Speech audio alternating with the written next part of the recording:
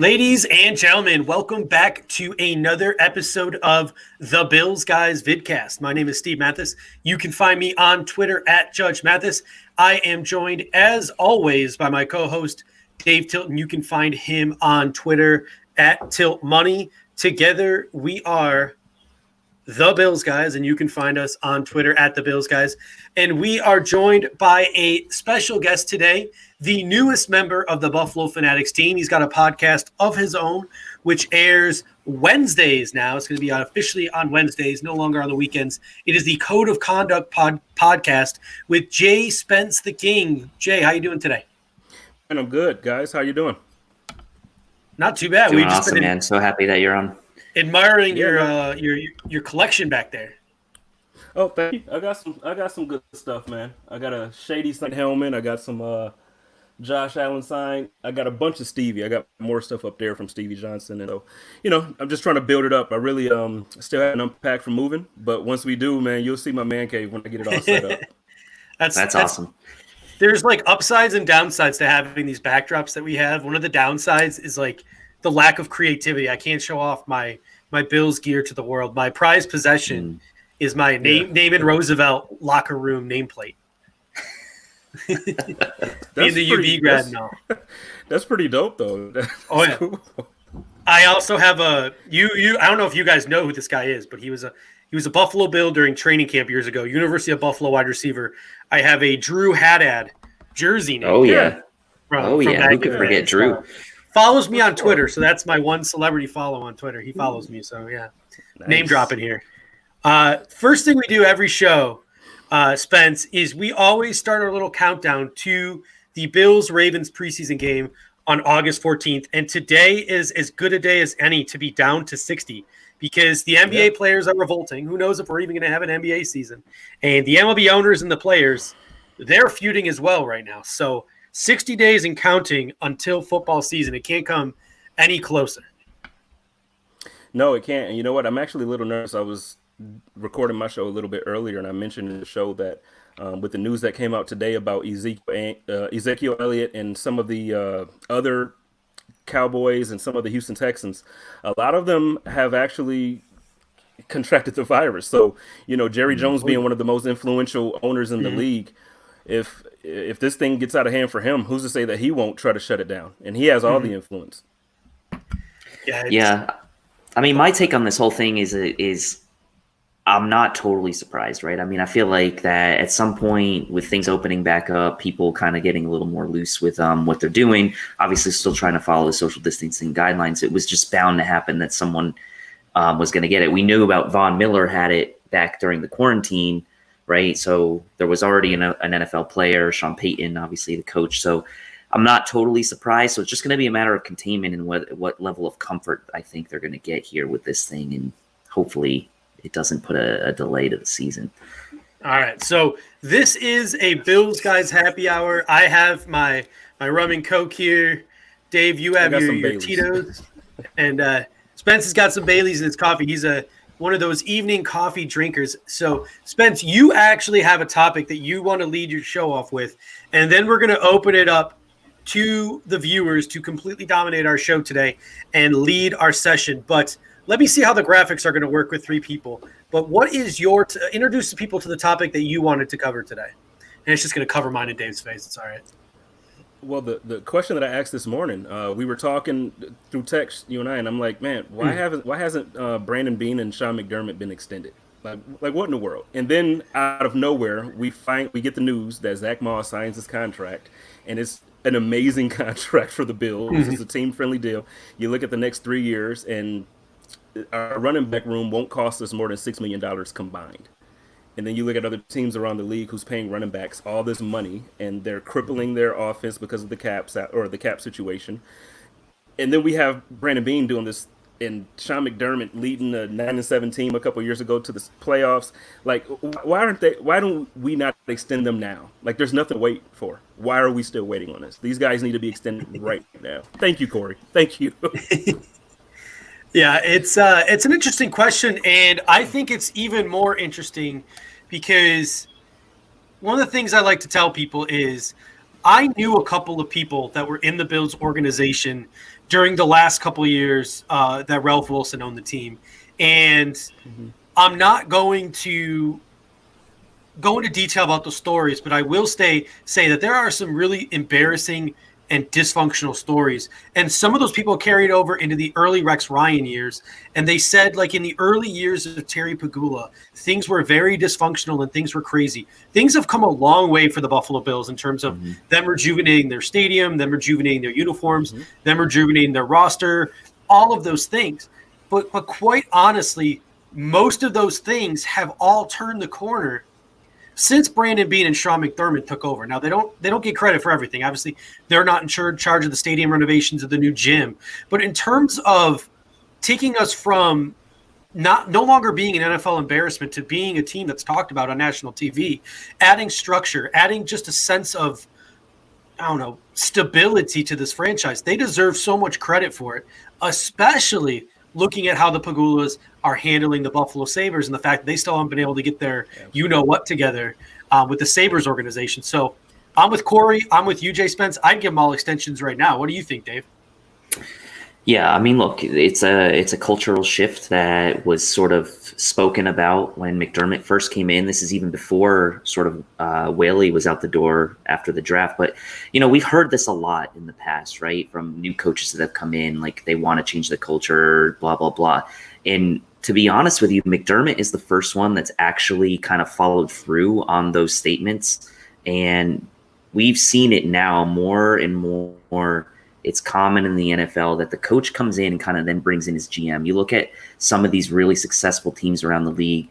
Look at the Niners. You got Kyle Shanahan and John Lynch there. Like, they're connected at the hip, right? So this is the same situation as it is with McDermott and Beane. And if you remember, after the draft in 2017, when Whaley was out and Beane came in, they gave him the same length contract that McDermott had. So if I'm not mistaken, there was a 5-year thing. So they have next year and the year after would be kind of when their deals are up. So if you feel like this thing is headed in the right direction and they're actually following through on sort of the statements that they made around changing the culture, trust the process, all this stuff, and it's actually then translating to on the field wins, then yes, you do need to start talking about potentially extending these guys. Now, some people will say, well, you need to wait till they get a playoff win or whatever. But to be honest with you guys, this is the most success this team has had. And I think we need to grasp it, to be honest with you. We need to grasp it now and realize, like, whatever happens in the playoffs, like, anything can happen in one game. These are the right guys for the job, for long-term stability of this organization. And you need to do right by them. And so that's where I come out on this whole thing. All right, we got a comment here from – oh, sorry. No, you're good. No, I'm sorry. I'll tell you what, earlier you said that, Beane and Sean shouldn't get the credit for everything. But I actually challenge you there. I feel like when they started to bring a quality product as a football team, that's when the ownership started to want to invest in the facilities. That's when they wanted to make sure that because before that, the Pegulas had the team for a couple of years when we had Rex. They didn't add the facility for training. They didn't do all of this extra things, all the stuff that they're doing. So now you have quality and you have something that you actually want to care about and present to the people. And you get all of these. So now they're a national team. Obviously they were in the NFL, but they never got the recognition. So now you're starting to get recognition. You're starting to do all this stuff. So I honestly would give all the credit to Brandon Beane and Sean McDermott for this. It's a complete turnaround within 3 years since coming from Carolina. It's insane.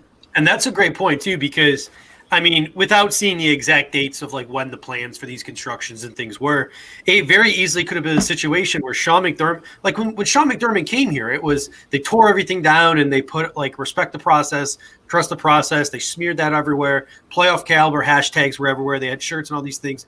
So you're right there. So, like, Sean McDermott was developing a culture right away.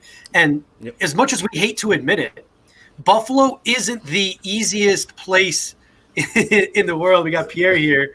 Isn't the easiest place in the world to come play. It's hard to bring free agents here. So Brandon Beane could have went to Sean McDermott and was like, hey, or Sean McDermott and Terry Pegula and been like, hey, we need these facilities in order to get these free agents in here to build this winning culture. So I could definitely see that being a possibility. And one thing I'll just add to that too is if you think about it, right, like you made a great point there, Steve, right? It's hard to bring free agents here. It's a small market. We hadn't won in for years, the further we get away from those 90s teams, the younger players in the NFL, they're not as familiar with how great the Bills were in the early 90s, right? The further removed you are from that, it just makes it harder and harder to kind of get yourself back to that type of like status. Not saying we're going to go to 4 straight Super Bowls again, but I'm just saying to get yourself back to that sort of continuously in the playoffs type team is really difficult in a place like Buffalo. So they get all the credit in the world. And the only thing you worry about is, like, yes, you're going to have hopefully lock up Beane. You're going to extend McDermott. One of the things that comes along with this is you're going to end up losing other guys from your front office to other teams as your coordinators and other position coaches get opportunities to go maybe potentially be head coaches or elevate to coordinator positions if they're position coaches now with future head coaches. So that's the price you pay when you have a successfully run team, is you're going to have to make sure that your depth, not only on the roster, but your depth in the coaching staff and in the front office is also accounted for. All right, we have our first super chat of the night. Pierre, we appreciate it. If you can, guys, seriously, super chatters get priority. We always appreciate the super chats. So thank you, Pierre. He says, J Spence the King, Josh Allen MVP, wait, too early. Going to be a great show tonight. But that's a great comment for you, Spence. He's putting you in a situation here to make the Bills fans happy. Tell the audience what you think about Josh Allen's chances of being a league MVP candidate this year. Well, to be honest, if you listened to the Overreaction podcast about 2 weeks ago, you would have heard me make the prediction that I actually think Josh Allen will be the MVP this year. If not the MVP, he'll be top 3 in the voting. I think the addition of Stephon Diggs and the addition of Zach Moss, I think is going to work wonders for the team. So Stephon Diggs, just the targets that he's going to get and catch is going to help improve Josh's accuracy, is going to help improve, is going to keep the team on the field. You know, it's not going to be as many 3-and-outs, or we're not going to get halted at third down. When Frank Gore came into the game and on short plays, it's 3rd and 2, and it's a negative 2-yard play. Now we got Zach Moss to pound that thing in there, and then the deep pass, like I said, the accuracy will improve. Stephon Diggs and John Brown together. John Brown was really the only target that Josh Allen was typically accurate with when he was going down the field. Now you got Stephon Diggs. I mean, you're not going to be able to cover that. And then Beasley in the slot. You're going to have to pick your poison as a defense. Like, you can't double anybody. If you double Stephon Diggs, Brown is going to eat. If you double him, Beasley's going to eat. We got Knox still. We still got – it's just – and then if Josh decides to run. So, I mean, my prediction is, honestly, I think he throws for, about 4,200 yards. I give him between 25 to 28 touchdowns, 6 interceptions. So let me ask you this. Then, because we had an interesting over/under last week on Josh Allen's total touchdowns at 35. It sounds like you're thinking he's going to go over that number between rushing and passing. Absolutely. Yeah, I like that. That's confidence. I do think he'll rush less. I don't think the yardage will be there, but I think the touchdowns will. Touchdowns. Yeah. So I give him maybe, and this is sounding crazy. I'm not talking Madden, I promise, but I'm giving him, I'm giving him 6 or 7 touchdowns on the ground, 28, 29 in the air, maybe 30. If he has the year that I think he's going to have, he'll be close to 40 this year. So that's the next conversation I want to have, because I actually just got done before this show recording a podcast with Pat Moran, and one of the things we were talking about was Josh Allen, and he's like, what are the expectations for year 3? What does he got to do? How does he need to improve? And in preparation for that podcast, I was really thinking, I was like, do I really give a darn about completion percentage? Do I really give a darn about passing yards? I think those things will come, but I don't. Look at this Buffalo Bills team last year, 19.6 points per game. That's pathetic. Yeah. Like, that's not good. And Josh Allen is never going to be Tom Brady, dink and dunk. He's going to be more of that Brett Favre type, but he's got to start making plays this year. And I think Stephon Diggs is going to help him. Those plays need to end up in points. We need to go from 19 points a game to 24, 25 points a game. If we want to have a winning record, we want to win the division, we want to win a playoff game. Those are the things we have to do. That's the step Josh Allen has to take. I honestly couldn't care less about completion percentage. I couldn't care less about the yards. What I need to see from him is the number you put out there. I want to see 40 touchdowns from Josh Allen this year because he had what last year? Yeah. He had, I wrote it down. He had 29 combined, 20 passing, 9 rushing. Yeah. You tell me Stephon Diggs isn't good enough for another 10 touchdowns, you know? So it has to happen. You can't forget Moss because the problem that we had with Gore, and I appreciated him so much, he's a legend, you know, like to come to Buffalo, thank you. But on third down, we needed him to move the chains. So the problem is every time you're making the offense get off the field, then the execution is what's stopping Josh from getting those 40 touchdowns. There were plays last year that, I mean, you could even think about the playoff game. There's a pass that if John Brown catches it, we probably win the game. If you know, I can probably think of 4 or 5 different plays during that game that if they happen if they execute properly, we win that game. So I'm not as tough on Josh as everybody. I think Josh is a freak of nature. I think he's super talented. I think he's the most athletic. I haven't seen a quarterback like this since Cam.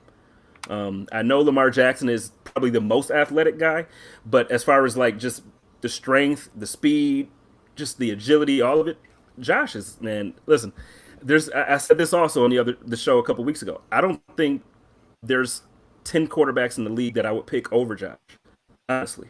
Not because I'm a Bills fan. Yeah, at the end of the day, it's all about the ceiling, and I think Cody points this out.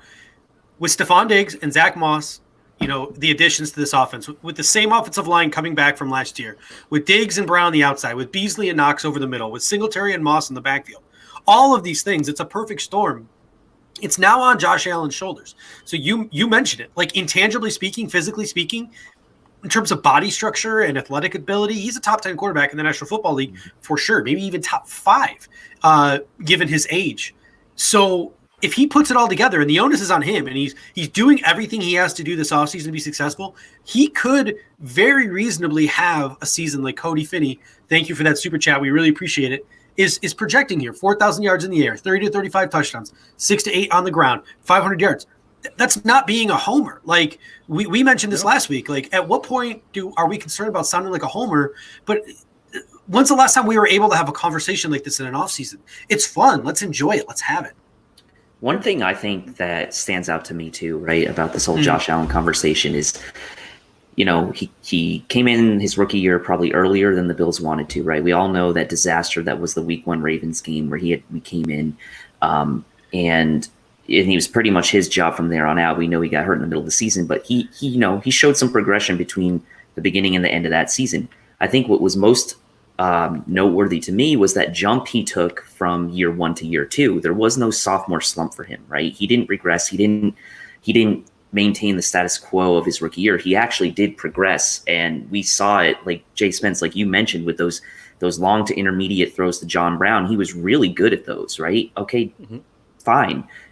Greg makes a good comment here. Worst completion percentage on deep passes. Yeah, Dawson Knox was caught a few of those. Yep, Josh hits a couple more of those. We're talking about a 60% completion percentage passer. Beasley had some drops too. So you talk about the jump he made from year 1 to year 2. That's what we want to see. So now the expectation is high, right? Now we're expecting another jump from year 2 to year 3, whether that's statistically, whether that's decision-making, whatever it may be. There needs to be another level of progression, and that's what's going to get him into this conversation. But the signs and the track record, at least from year 1 to year 2, is there for us to believe that he can do it again from year 2 to year 3. You know what, though? I'm going to say something that I guess is not the most favorable thing to say. Honestly, I would love to see him progress.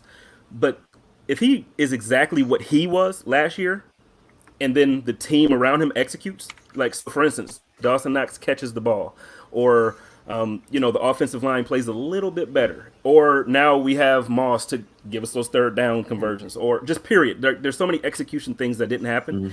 If we execute properly and Josh is exactly who he was last year, minus maybe a couple of those crazy plays where he, whatever he did, minus a couple of those plays, I think Josh Allen could have been an MVP candidate last year if you catch passes that come your way. But that's just my opinion. I think Josh, like I said, his ability to break containment, like the pocket when they are getting in. This guy, he reminds me of Vic, but huge. Not literally like Vic, but you know what I mean? Like his escapability, you can only compare it to certain people like Vic, and Tyrod and Cam. And, Lamar is pretty much Lamar. You can't compare it to anybody else. You just can't. So I would love to see him grow and take one of those leaps where it's just undeniable that he's going to be an MVP. But if he is exactly who he was last year and the people around him actually execute, I think we're in a great place. I love our quarterback. Yeah, I mean it's a good point. I would just add to what Pierre was saying about getting you in the conversation, being your spokesperson. I didn't say that he can be an MVP candidate. I just think it's a long shot for him to win the MVP. I think with the likes of Mahomes and Lamar Jackson, it's going to be tough for him to win.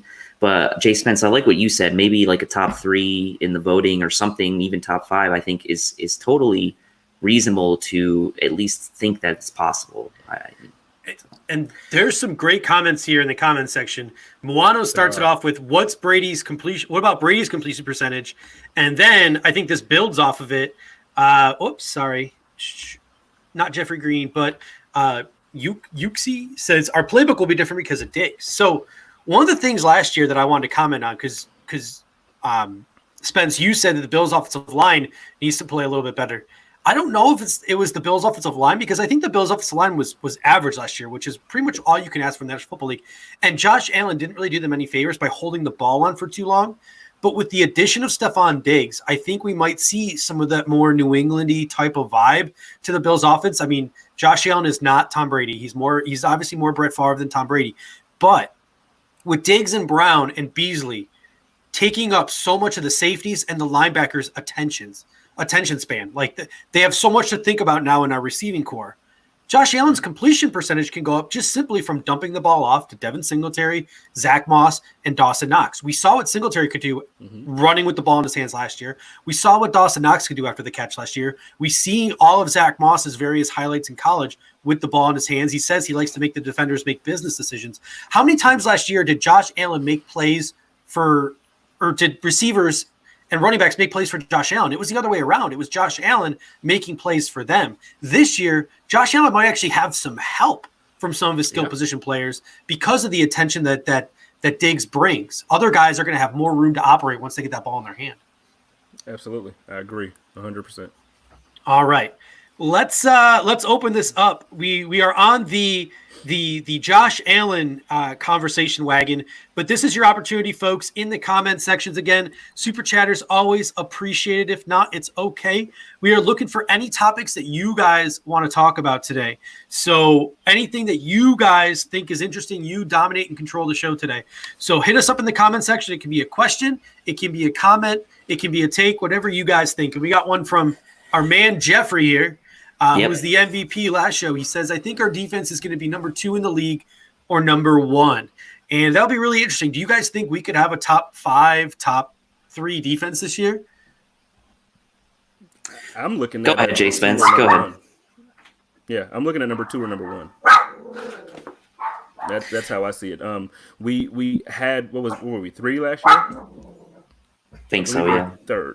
Yeah, and I know we lost Shaq Lawson, and I know that we lost Jordan Phillips. Yeah. But the guys that we brought in to replace them are either going to give the same type of production or better. Addison is a heck of a player. Jefferson is so I don't think that we're missing anything. I think we actually added to our defense. I think Josh Norman is going to play a bit better than he has in Washington. I think going from that scheme that they used over there, which was a little bit more of a man defense, they had him out on the island, and he's not that cornerback anymore. Yep. So for him to get back into his own defense and have some help over the top with the safeties that we have, I just think that it's going to be tough to throw against us. It's going to be tough to run against us. It's just going to be tough to do anything as an offense against our defense. So honestly, I think we're in a favorable place. I still get nervous though. It's just we bring guys in, but every year it seems like there's something on the defense that it's like a major gap, even though it only shows its face at certain times. So like last season, the running attack, it killed us. Week 2, we got killed by Saquon Barkley. And then we made an adjustment at halftime. We shut him down. Fine. Same thing with Adrian Peterson. Shut him down after halftime. The thing is, we got to get to a point where we can just stop the run. Like, I get that it's a weakness and every team has a weakness, but if you want to be a historical team like those guys were talking about last year and the year before, Mm-hmm. You can't have those weaknesses. You have to stop the run. You can't give up 100 yards in the first half. You just can't. Yeah, and I don't think what's going to happen to the Bills, like what happened to the Jaguars from a few years ago, where their defense kind of fell off after that historical type of run they had. 10, 12, 15 years ago was like defenses seem to be a little bit more sustainable year after year, having like a top echelon defense. Whereas now in the NFL, it's kind of more gone the other way, where you see offenses have been a little bit more sustainable in the sense that like you can kind of go year to year with a better offense. So the Bills now are coming, probably into their third or fourth year in a row with trying to have a super elite defense. I will say the offset in the difficulty of the schedule being harder this year should be offset by, I think, the additions we made on the defensive line and bringing in Josh Norman as an underrated signing, because yes, we lost Shaq Lawson. Yes, we lost Jordan Phillips, but we brought in Jefferson, Addison, Vernon Butler, a former first rounder. We drafted AJ Epinesa. So we are super deep on the D line. Harrison Phillips is coming back from injury. That's a good comment in there from Corey. So if we get anything out of him, even like, there's not even as much pressure on Harrison Phillips, right? Because like we've got the horses now in that defensive line where we should be shored up pretty well across the board, inside and out, that I would hope to see a little bit of an improvement on that run D, even though, overall defensive wise, we were third in the league. I think a top 5 defense is still going to be totally fine with me. Yeah. And one final thought in here, I think, especially with this whole COVID stuff going on and the lack of sort of preparation time that teams are going to get this year, continuity is key. Mario Addison knows what Sean McDermott and Leslie Frazier are going to expect because he was with Eric Washington. Josh Norman knows what to expect. All these guys, for the most part, with the exception of Quentin Jefferson, knows exactly what to expect. And I think that's really going to help the Buffalo Bills. Mm-hmm. Before we get to James here, I do want to have one comment. I know, Spence, you just shot me a text because you're fired up about this one. You said Jared, Chris, Moss, Singletary potentially better than the old Ingram and Kamara combo. And it's funny you mentioned you texted me and wanted to talk about this one because last year I very quietly said Devin Singletary was looking very Kamara-ish in training camp, and that he had a shot to beat out LaShawn McCoy. But I wasn't the most confident world. I wasn't shouting it from a rooftop. But what are your thoughts? Are you willing to shout it from the rooftop that you think this can be an explosive backfield for the Buffalo Bills? For sure, man. I'm all on this hype train. I think we're gonna have a top 5 backfield in the league. Devin Singletary as the lead back. I don't think he's going to be the lead back the whole season. I think Zach Moss will end up overtaking that role. As much as I love Devin Singletary, and it's not a slight on Devin at all. He's very good, as we saw last year. But I'm telling you, Zach is better. Like, this guy is a beast. So he's going to get the majority of the handoffs. We're not going to be taking many negative plays as far as running backs. It's going to look a lot like it looked down in New Orleans a couple years ago with Ingram and Kamara. And actually, that's why I wanted you to show this one, because Joe and I talk about this all the time. I'm like, dude, it's going to look just like that. It's going to be that with better receivers now, because down there they had Mike Thomas, and they had a couple, obviously, some decent receivers around Mike Thomas, but you have Diggs, Beasley in the slot, and John Brown on the other side. Like that's completely going to move. The offense is not going to be a problem. I know you say around 24, 25 points. It's not going to be a problem. Honestly, I don't think it's going to be a problem at all. I didn't think it was going to be. I'm not being a homer. I'm serious. I didn't think it was going to be a problem last year, and it was. But here's my only issue with what you're saying, Spence, because I'm totally with you. Zach Moss, anyone who listened to our podcast before we were a vidcast knows how much in love with Zach Moss I am. Like, he's the real deal to me. I believe that he is going to be a high caliber NFL back. But the comments that have been coming from Sean McDermott, and maybe this is coach speak, are that rookies aren't going to have a bigger role this year. So do you think, like, right off, I mean, you mentioned it's going to take a while, but do you think from week one, Zach Moss is going to have a major double digit, touches, or 8 to 12 touch a game role? Or do you think it's going to take a little bit longer for him to get into that? Oh no, I think he won't have the most touches, but no, I absolutely give him double digit touches a game. I'm telling you, he's inside the 20. Third down, you're going to see him. And for some reason, at least from last year, looking at our offense, we're in those positions quite a bit. So He's gonna have a lot of time in the game, man. I'm telling you, if you draft both our running backs, if you get a chance, draft them both in fantasy football. We got a dynasty draft coming up for Buffalo Fanatics, so yeah, we will keep you guys informed because we're going to be sort of putting it all out there, our entire draft and our season and stuff. So keep an eye out on that for Fanatics. Before we get to the next topic, again, I want to remind you guys, first of all, we got a someone, who does it say? Shout out from South Florida. Thank you. Big Coos, nice. Buffalo Rosario. We got two guys from Dolphins Phoenix country and a guy from North Carolina, so we know how to feel. We want to appreciate you guys for listening. Again, you guys control the show today, so leave your comments, your topics, your questions, anything you want on the side. Smash that like button. Super chatters get priority. With that being said, Dave, what is the next topic you got for us? I know you had one up there before. Yeah, so James asked a good question, and it's something that we've debated. Everyone's debated. Is everybody sold on Cody Ford at right tackle? How many weeks does he get if he's not playing well? Here's the thing, right? And we talked about the offensive line a couple weeks ago. Like, Beane, I think, and McDermott want Ford to pan out at right tackle. They're going to give him every chance to get and win that position.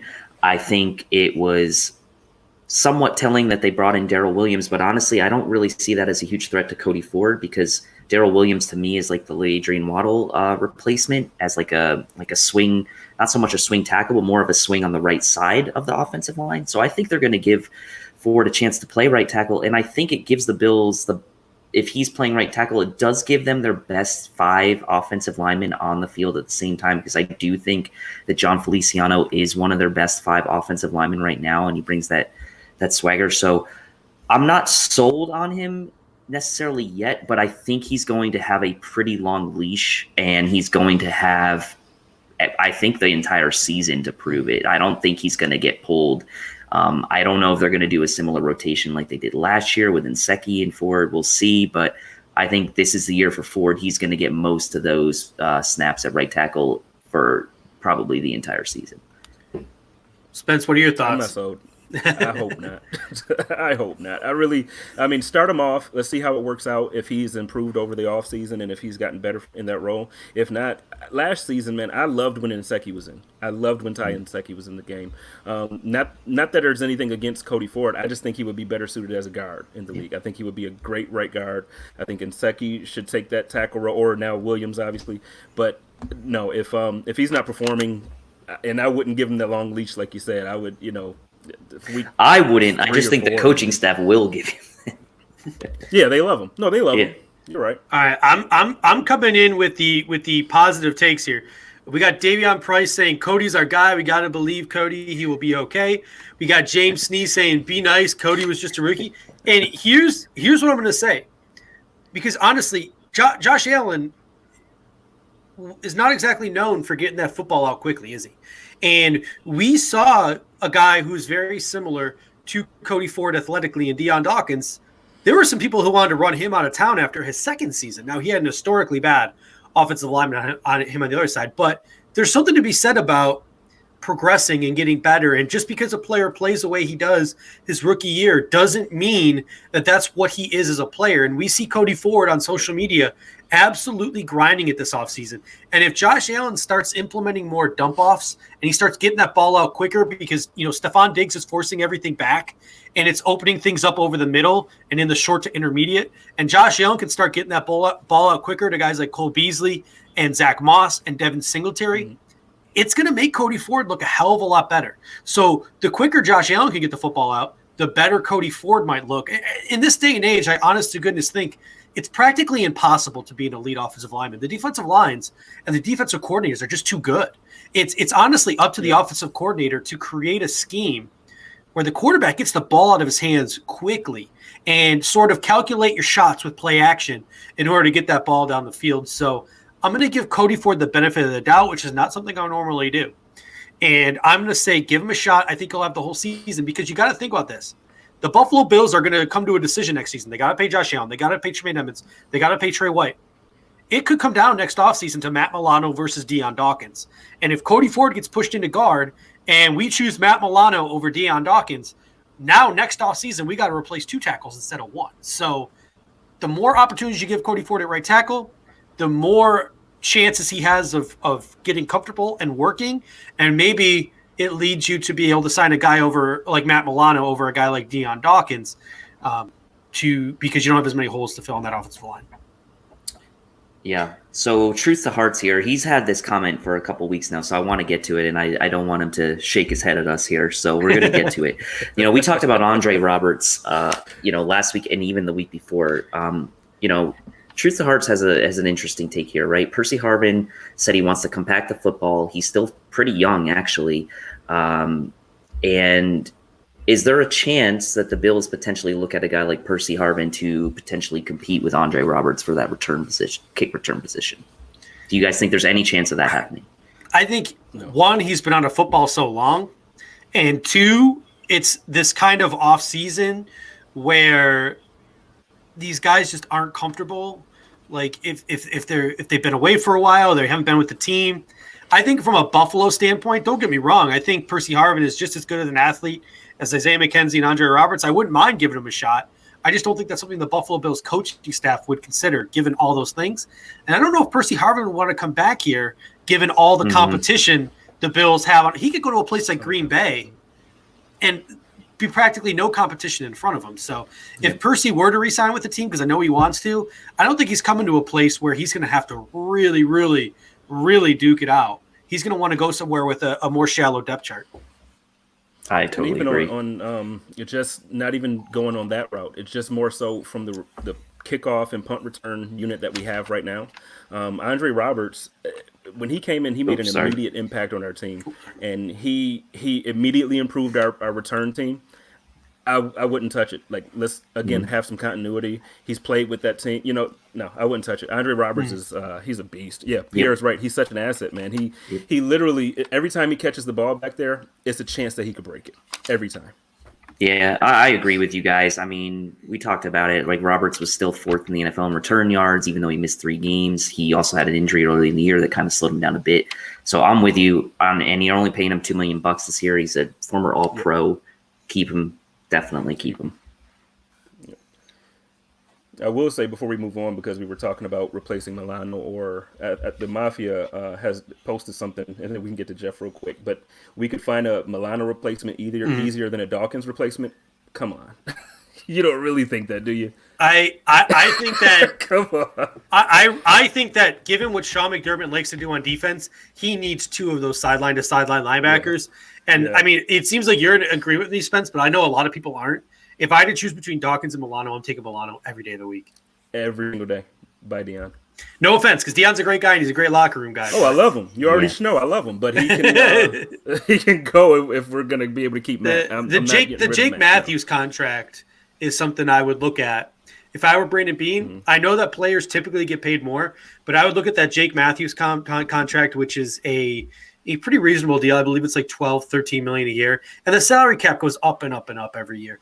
If I were Brandon Beane, I would offer Milano the Shaq Thompson deal or the Deion Jones deal, and I would offer Dawkins the Jake Matthews deal, and I think the Bills could fit both of those contracts into the equation. I think both those players might be willing to not set the market. It's Trey White is going to be the one who wants to set the market, so should be interesting. Yeah. All right, any other questions you're seeing in here, Dave? Well, we can go back if you want to just quickly tap on Jeffrey's top 5 Bills players of all time. We could just rattle them off here. I'll go first. It's going to be Bruce, Andre, Thurman, Jim, and OJ for me. Yeah, I'll go. I'm kind of with you. I'll go Bruce, Thurman, then OJ. I don't know. It's tough, man. Mine weren't in any particular order. I just with Bruce gave being at the top. I just gave 5. Well, Bruce I is at the top for me. Yeah, Bruce will be at the top for sure. Steve-O, how about you, man? Off the top of my head, I'll go with the 3 easy ones: Bruce, Jim, and Thurman. And I'll step outside of the box. No one flame me. I'm not looking up statistics or doing any real research here. But I'm going to switch things up a little bit. And I'm going to say Kyle Williams. Screw it. Why not? And I'm going to say Eric Moulds. Ooh, I love Eric Moulds. I do love I haven't Eric looked. You know Moulds. what? I'm glad you just said that. Well, no, I'm glad you said that because I was just gonna challenge Davion. I see him in the comments and he just said Andre Reed. I personally think Eric Moulds was a better wide receiver than Andre Reed. I know some Bills fans are not gonna like that, but Eric Moulds, come on, if that guy was done right by the team, he definitely should have led us to some playoff victories. Man. Still the only Bills receiver to ever have 100 catches in a season. And if you get a chance, there's a really good Eric Moulds career highlights video on YouTube. I'm going to tell you guys right now, it's like the best video. It's so good. He makes some ridiculous catches. I will link you that because it's awesome. Thanks, Pierre. You can get this in the fan shop. Well, I just want to say this. I wore that shirt about 3 shows ago, and I got nothing from Pierre. You put it on, and you get a shout out. So, I'm MJ, man. I'm MJ. So it's a perfect segue here to BF Fan Shop. Oh, someone stole my. There we go. All right. BFFanshop.com. If you head over to BFFanshop.com and you click onto like the 5th or 6th page, like the very bottom, like the last t-shirt in the store, I believe it's also on the clearance rack, you can find the Bills Guy tee. Up above, you obviously have what's that one Pierre was wearing the other day where it's the Bills Mafia with the bandana. It's sort of like that poncho style one. That one's sick. You got the McProcess. You got the Motor and Moss. You got all those you digs. You got all those shirts at the BF Fan Shop. So head over to bffanshop.com. Not only are the prices insanely affordable, but if you type in the promo code BillsGuys, you get 10% off of those already insanely affordable prices. So head over to bffanshop.com, pick out whatever you want, 10% off. And that reminds me, we were supposed to do a super chatter. Raffle today. We will do it Thursday. I apologize to all our super chatters. We will do it on Thursday, and we are giving out a free shirt to anyone who has super chatted us over the past month or so. So we'll be doing this monthly. So if you want to get in your super chat today to be eligible, we will be raffling off a shirt on Thursday. Any shirt you want from the BF Fan Shop. So hit us up with your super chat today in the last 20 minutes or so if you want to be eligible. And every super chatter from the weeks previous, and I really apologize for not putting that banner up there sooner, is eligible as well. So bffanshop.com, 10% off if you use the promo code BillsGuys. All right. What other comments we got? Sorry, I just had Pierre's up there. So one here. Go ahead, Spence. If you want to switch it up really quick, we can get back to Pierre's if you want. No, go ahead. So this is an interesting. Go ahead. I gotta take you. Taylor asked.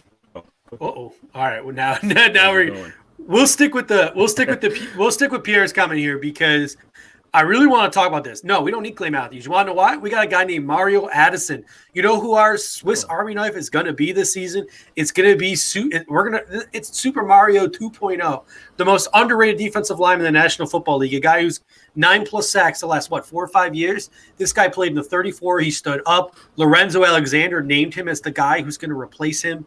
This is a guy who's going to be A-gap blitzing from the edge, playing that linebacker role on passing downs that Lorenzo Alexander played, subbing in for Jerry Hughes, subbing in for Trent Murphy. Mario Addison is going to be everywhere on the football field this season. He's going to be our Swiss Army knife. So as much as I like Clay Matthews, we don't need him. We got Mario Addison. I agree. I wouldn't play in. To be honest, too, I don't think he's performing at the same level that he obviously has performed. So the last couple of seasons, he just hasn't been the same Clay that we've gotten used to seeing from him in Green Bay. Yeah, he was kind of an afterthought with the Rams. He didn't really do a whole lot. So here's a good question from Carson Sindoni. We're talking Josh Allen up. Oh, sorry. We'll come back to that because we just got a super chatter. Andrew, thank you for that donation. We really appreciate it. Find it interesting that Duke and Croft weren't seen at the practices in Cali or Florida. Interesting comment. And Steve, I'm going to let you start out with this one. Do you have are you reading into this at all? That's tricky, right? Because Zach Moss wasn't there. I don't want to say anything. For all we know, it could just be like they didn't feel comfortable flying. They didn't feel comfortable leaving their family members or putting their family members at risk for COVID. I know Tyler Croft, I believe, speaking out of ignorance here, I think I saw it on Twitter. I could have him mixed up with Steven Hauschka. I believe Tyler Kroft's wife is pregnant, so he might not want to, risk her getting COVID while she's in a pregnancy. There are a number of reasons why they might not have been there. So I'm not going to judge, but I do know a couple of players there, like Robert Foster was there, surprised me a little bit. Ray McLeod there was surprised me a little bit. Mm-hmm. I think there are a couple of things at training camp that could surprise people this year. Like Robert Foster maybe still having a legitimate shot at making this roster. But I personally wouldn't read it too much into it. But I have no problem with you guys reading too much into it if you'd like. I got no problem. So hit us up. J Spence, what do you think? No, I didn't read too much into it either. I just like you said, with everything that's going on, you never know what people have going on. You got to take care of your family, and with this COVID thing, like you said, you want to make sure your family is safe. You want to make sure that the players are safe. So if they just didn't feel comfortable, or it could be exactly what Andrew's saying. It could be that we should read a lot deeper into it, and Josh didn't want him there. But I just don't see that. I see Duke as last season. Josh realized that Duke was a dog, and you could tell that there was a connection there. They like each other, so I don't see it that way. Kroft, maybe we did. Restructure his contract, take a year away. But that's the team. That's still not Josh, and that's the organization that restructured the contract. So I don't know. I don't want to read too deep into it. I'm with you guys. Yeah, me either. I mean, look, I don't get the sense from Josh that he's like really playing favorites. To be honest with you, I think he would have every guy in there if he had the choice to. So we'll just assume that it was just there's reasons why they didn't come in. So. Pierre's making some funny comments about Steve. Pierre, so I will. So that wasn't my neighbor Pierre. That was my dog, who I didn't realize was in the room. I had locked my dogs out. I always lock the dogs out of the office before the show, but she must have been like under the bed or something, and she like saw the mailman outside and just went ape. So I had no idea she was even in the room until she started barking. So I muted it. I kicked her out. But I'll tell you what, Josh Allen, he's not willing. I don't think he would ever not extend an invitation to somebody to Florida. But I will say this. Everything I'm hearing this offseason, I'm pretty sure if you're not up to par, if you're not up to stuff, Josh Allen does not want you on his squad for Call of Duty. No. He probably watched The Last Dance, so he's going to take a cue from MJ there.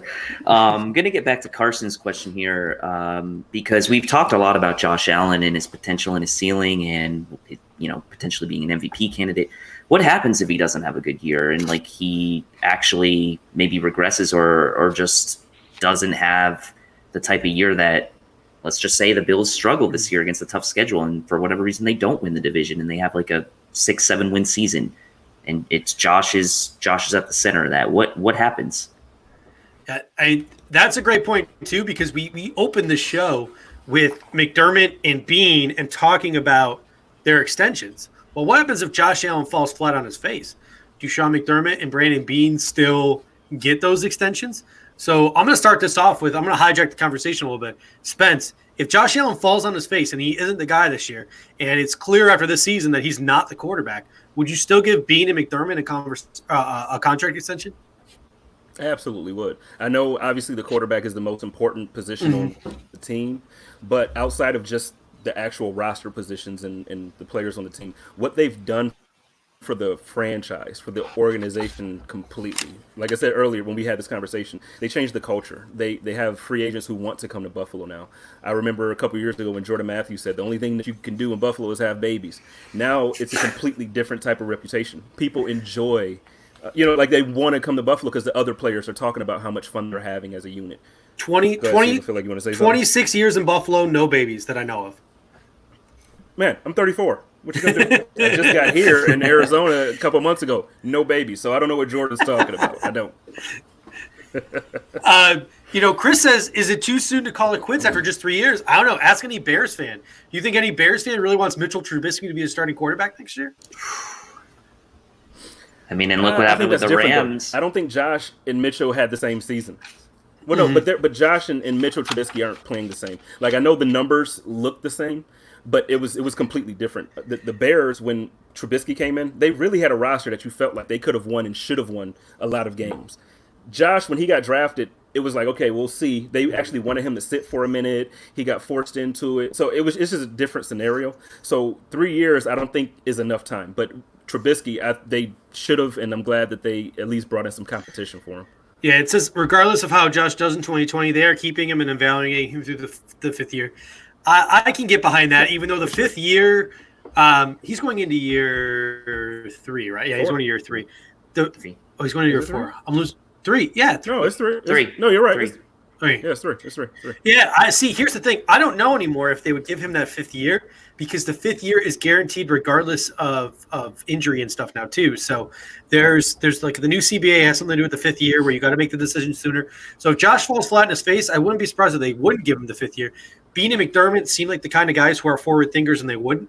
But I think if Josh Allen doesn't do what's expected of him this year, I would expect that the Buffalo Bills bring in a veteran, like a stopgap veteran, like a Ryan Fitzpatrick type, like that kind of quarterback. They would bring in a guy to come in and compete with Josh Allen, kind of like the Bears are doing with Mitch Trubisky right now. They would bring in a guy to compete with him, and if Josh Allen doesn't win it out, they would let him go, and then they would draft a guy the next year. That's my guess, and I would also, as you said, be more than willing to give Sean McDermott and Brandon Beane 2 swings at it, because Josh Allen wasn't the first quarterback drafted that year. He was the 3rd quarterback drafted that year, and the only quarterback drafted after him that had any sort of success was Lamar Jackson, and I don't think Terry Pagula is going to hold that one against him. If Josh Rosen was having Pro Bowl caliber seasons and winning Super Bowls for somebody, maybe people would look at Brandon Beane and Sean McDermott differently, but he's not. He's fallen flat on his face, and Mason Rudolph, who was taken after, is falling flat on his face. So I think they would give. Look at Baker. He was the number 1 overall pick, and he's falling on his face. Yeah. For me, it's easy, right? Mitch Trubisky was the first quarterback picked in that draft, number 2 overall. He hasn't shown me anything. Mitch Trubisky hasn't shown me anything athletically, really, that's given me any kind of indication that he has the type of ceiling that a guy like Josh Allen has, right? Bears had that awesome defense with him. Trubisky was in his 3rd year last year, and now Allen's going into his 3rd year this year. So I just don't see the two as really being comparable, to be honest with you. I just don't think that when you look at Mitch Trubisky, you think of a guy that's going to be able to make any type of like game-breaking play at any point in the game. Whereas when you have Josh Allen on your team, that type of play can come at any point in time. Are there going to be ups and downs? Sure, but I feel like Josh Allen has already kind of shown you more in 2 years than Mitchell Trubisky has in 3 with the Bears. So I just don't think it's a fair comparison, honestly. Yeah, I thought he was a reach in the first place. I mean, because you remember when he was drafted, I remember watching the draft, and I'm like, who the heck? Like, when, like the Bears are drafted, what was it, the 4th pick or the 3rd pick? 3rd, they traded up 1 spot. It just didn't make sense. Yep. It just doesn't even make sense. So when they got him, nobody expected for him to even be really decent, because he wasn't projected to be drafted that high. So in all honesty, it's just the Bears made bad decisions. It was, you got to make better decisions as a front office. I'll tell you what, that draft to this day, and I'm just as critical of the Bills for making this mistake too. Patrick Mahomes, Big 12 quarterback, Cliff Kingsbury, funky offense, that's one thing. But how any team in that draft passed on Deshaun Watson, I still to this day have no idea. I mean, that guy literally 2 national championships, poised under pressure. The guy could make any throw. I mean, I'm not going to say it, but I know why he wasn't the number 1 overall pick in that draft. I think everyone deep down knows why he wasn't the number 1 overall pick in that draft. If his skin color was different, he would have been the number 1 overall quarterback in that draft.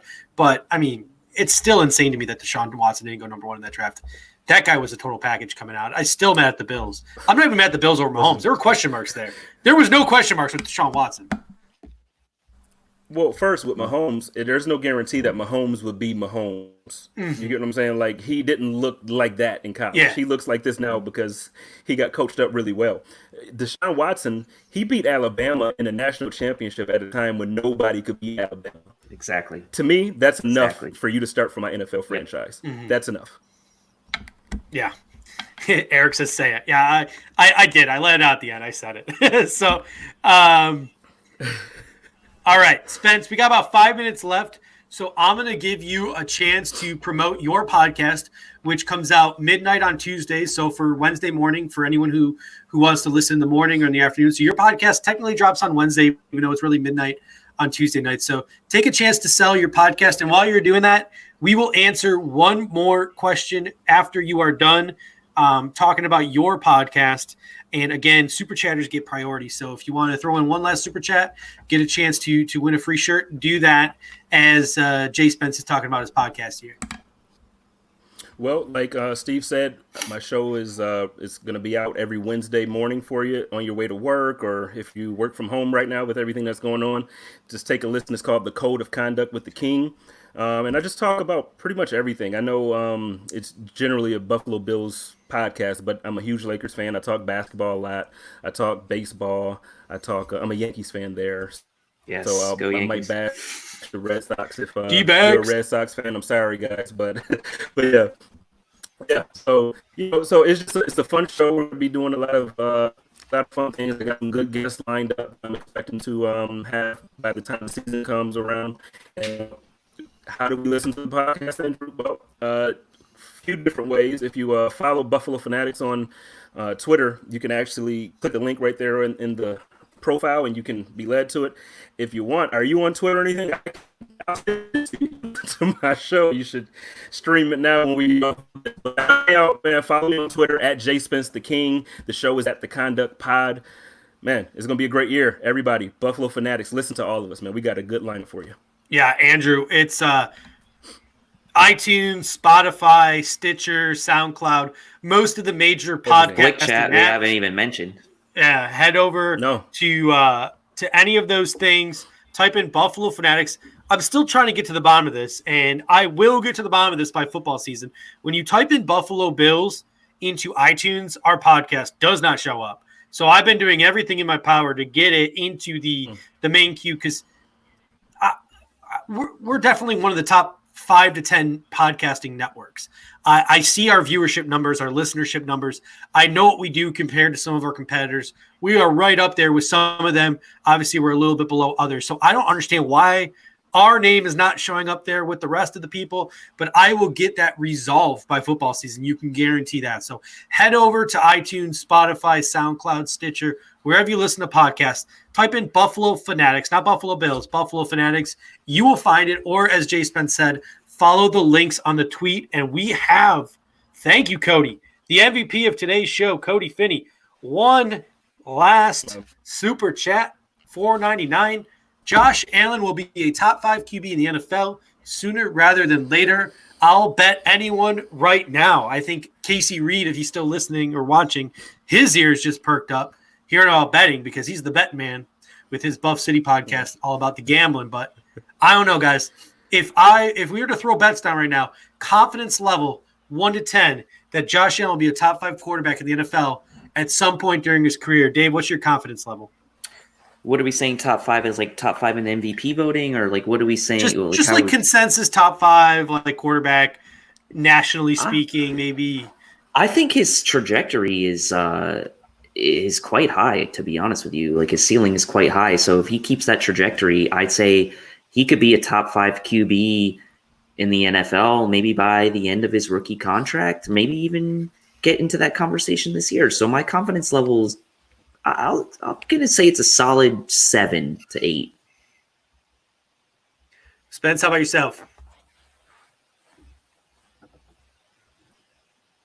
think we might have lost Spence. I think we lost Spence, but he would have said 10, I'm sure. Oh, we can still. No, I think Spence is gone. So I'm gonna take Spence out for now. Spence, thank you.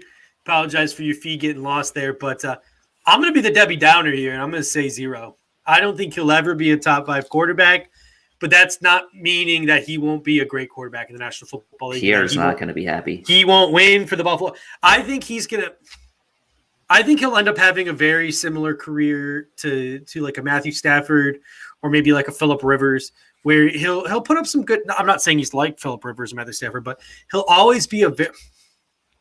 You know what? I'd take. I don't know. I don't know what I'm. Here's the thing. thing. Here's the late. But the thing like Rivers and Stafford, their team never won. Yeah, it's true. Yeah. Cam Newton's the comparison, and Cam Newton had that one special season where he took the Panthers to the Super Bowl and he won the MVP. So why can't Josh do at least that? And for one season, all we're saying, for one season, he could be considered a top 5 quarterback. Cam Newton won the MVP. There's no doubt that he was a top 5 quarterback that year. So he could do it for 1 year. I'm not saying, right? Like, maybe he will have the same inconsistencies throughout his career that we've seen the first couple of years, but he could put it together for that one special season. I'm holding out hope, and I'm gonna just give Pierre a little bit of positivity here to end the show, because apparently you suck, according to him.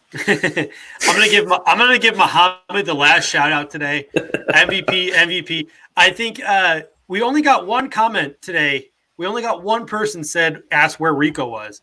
I think, and Muhammad, you feel free to comment. I think we've turned Muhammad into a Bills guys fan. I know that when me and Casey did our show, Muhammad was the Where's Rico guy. We only got one Where's Rico guy today. So I think we're winning people over slowly but surely. Hopefully Muhammad here will agree with the comment. Maybe not. But Muhammad, we're going to let you close out the show today with your MVP comment. Thank you guys so much. Until next time, Dave, what do we always say? Go Bills. Go Bills. Hit that like button.